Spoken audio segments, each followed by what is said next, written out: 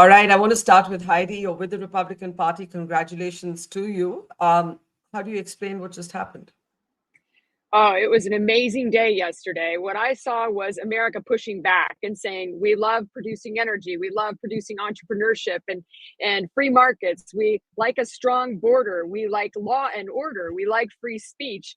And we love immigration. It just has to be legal. Americans are pragmatic. They want what works. And the last 4 years have not worked for America. So as a mom of four, three girls, and an entrepreneur, a business owner, I'm so excited for the future of America and that my kids will be able to live the American dream. But it sounds to me like there are two Americas today, not one. And that these are not the United States of America, but the divided states of America. And that the America you describe and the narrative you offer is, of course, absolutely legitimate. Trump has fought hard and won fair and square. But that there is another America in almost like a parallel universe. What would you say to that America today? Well, I think one of the beautiful things about this win was that he built coalitions with Elon Musk and Bobby Kennedy and Tulsi Gabbard and Vivek, JD Vance. He brought people together of all political persuasions into one movement. It's really an America First movement. It's time to get America's act together, and the rest of the world is watching. So I believe it is healing. It is bringing people together. We've just got some folks that haven't gotten on board yet, but once the economy gets streaming again, and the border is protected and we reject socialism in a big way through our policy, I think you're going to see the rest of the country come together. Let me take that to Sri Srinivasan. You're smiling. He's not the guy you were rooting for. Have you internalized what's happened? Yeah, I'll just say that I'm thinking today of Vibhuti Patel. You can see her right on the screen. This 82 years old. She voted for Kamala Harris, not just because she was an Indian woman, but also because she was a Black woman that she admired. And she passed away almost 2 days after that. Her funeral is today. I'm wearing these Indian clothes because she wore a sari every day to Newsweek for 30 years. And I'm thinking about her and thinking about what she would make of this election. To hear Heidi describe it, you would think that America was a socialist country these last 4 years. The Economist of all publications, conservative, fiscally conservative, said if we had a vote, we would vote for Kamala Harris. That tells you that he does have a mandate. These elections were close, but this will be seen as a mandate. But let's see if he will do what he's saying. Will he actually heal the country? But for my friends in India and everywhere in the world, know that this election has implications that directly affect you, the planet especially. You have now a chance to see if the planet can be healed at a time when it'll be very difficult to do so. There's also a success, as you see from this photograph, Barkha, of storytelling. And the day this happened, you knew that this would be an iconic image that they would have forever. And this would help. Americans love a feel-good story, and this is a feel-good story that they're reacting to. But 49% of the country is unhappy today, and I will see if he will be, in fact, a healer when he has shown no signs of that all of these years. Yes, but I think there is also something for the Democrats and those who support them to reflect on. Why did this happen? It couldn't only be the assassination attempt. Is it the economy? Is it subliminal sexism against a woman candidate? Is it that Kamala Harris wasn't really known to the people? Did Biden wreck the ship? Is it a liberal echo chamber? There are so many theories we're hearing. I just want to get Heidi to quickly react, because I don't know when we lose her. She's in a moving car. What do you think it is? Why do you think the Democrats lost? Well, as a mom of three girls, I think one of the key things that happened was this whole movement to let biological men play in women's sports. It really upset a lot of women, and not just Republican women, but women across the board. We worked so hard to get equality for our young girls, and to see that happen was shocking. The other thing is the economy is terrible. They're trying to say that things have gotten better in the last 4 years. Nobody believes that. It's absolutely not true. Things are so expensive. Also, the border is a huge issue. In Colorado, we have Aurora, Colorado, where apartment buildings have been taken over by Venezuelan gang members. Crime is skyrocketing. Colorado is now one of the top states in the country for bad crime rates. So there's a lot going on that affects our day to day, and Americans are feeling that. And again, I said they're very pragmatic. They want what works, and they feel it. They know that what they're hearing from Kamala Harris or heard from her and Biden was not true. It wasn't the true reality of what they were facing every day in their lives. And they want the old America back. And that's what people thought about when they went into the voting box. So there's a lot to talk about, in terms of what was the old America, what's the new America. But Ambassador Sinha, this isn't just any election. This isn't only about the domestic politics of the United States of America. There are going to be ripples in Europe. There are going to be debates in India. There is going to be discussion on Russia, Ukraine. Zelensky was among the first to reach out to Trump to congratulate him. And Trump supporters have said that Russia, Ukraine will now be resolved in a week. Israel, Gaza is certainly going to be tougher. Netanyahu seems to have become a free agent whom nobody in the United States of America seems to be able to contain or control anymore.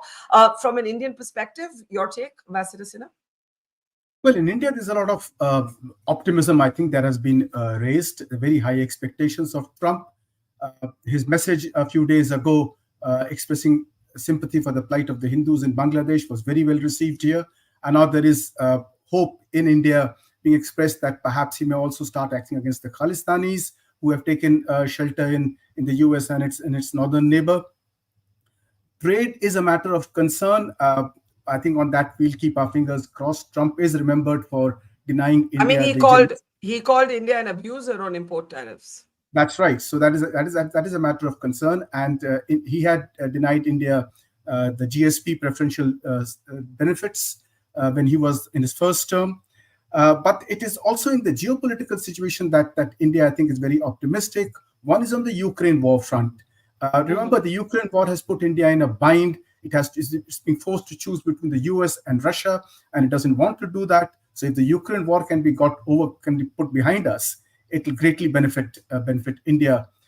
And also on the China front, if his policy is slightly tougher, it was under his first term that the Quad was revived by Shinzo Abe. So there's optimism that the strengthening of the Quad under President Biden will continue.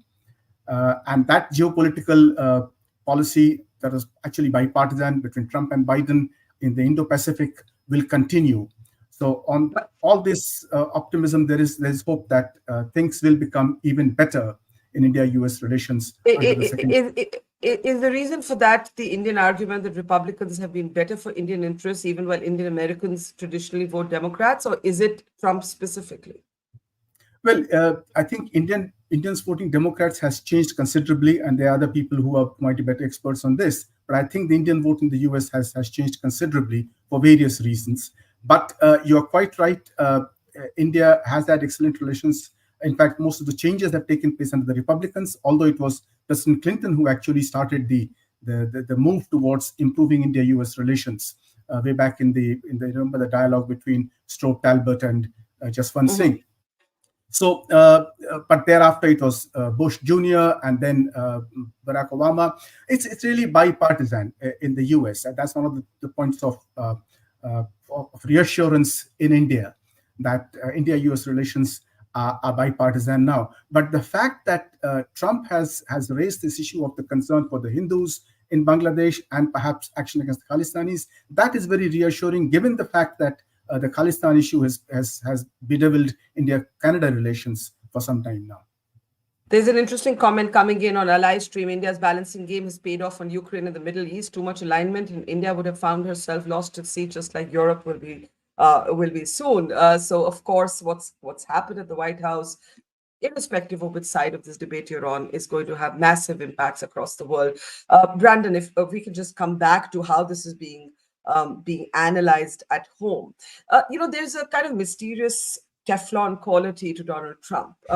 For example, if you look at the Latino vote per the exit polls, there was a sense that after a very unfortunate joke was made at one of Trump's rallies in New York, that coarseness would boomerang. There have been any number of other contentious controversies. He's a convicted felon. There are so many things I could list, but none of them seem to stick. Yeah. What do you think the other side got wrong? I mean, I know you're not a fan of the other side, and that's why I'm asking you, what do you think the other side got wrong?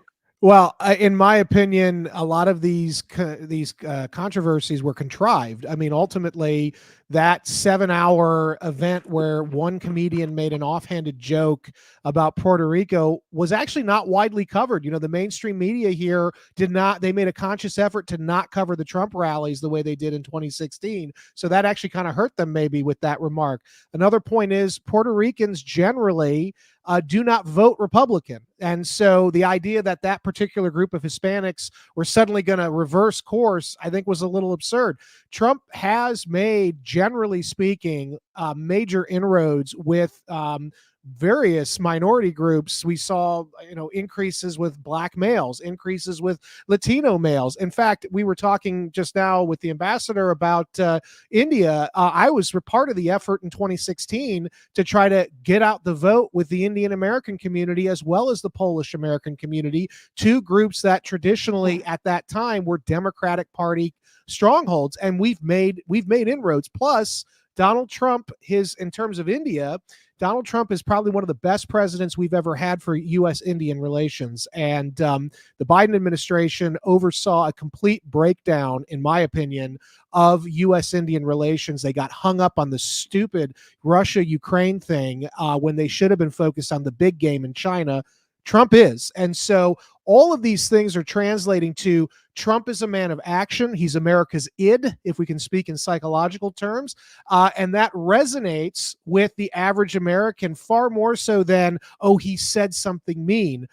Frankly, I think Americans are looking around and they're saying the cost of eggs have gone up 300% since 2020. And as a father of 3 young children, I can tell you that counts a lot more for how I vote than, oh, Trump said something mean. And just for the record, I am a Trump guy, love Trump, but I was also, because I'm a Floridian, a DeSantis guy in the primary. So I'm actually, I think, somewhat more objective in this, and that I did support somebody else in the primary, but I am so happy that Trump won. And I think that the American people, they recognize that he's a man of action. He says things uncouth. That's okay, though. Things were better under him. The Democrats completely misread the room. They talked about everything other than the economy. And that's all that really matters right now to people. Okay, before I come to Salil and Cliff, Sri has to leave, so I'll just get a last word in quickly from him. What did the Democrats do wrong? You said a lot about what you don't like about Trump. There are all kinds of theories. Did Kamala Harris not, in a sense, allow herself to be known? Was there too much celebrity elitism attached to her in the last mile? Was this a liberal echo chamber? Was this subliminal sexism? The fact is, was it Biden? Did the Dems lose crucial time? What was it? The very fact that this election was so close, even in the polls, and that Trump has won handsomely, tells you that there's something about the American voter, in particular the Trump voter, that the liberals, the progressives, do not know how to engage with. I'll say it's really because of the short memory. You're hearing Brandon saying how great life was 4 years ago.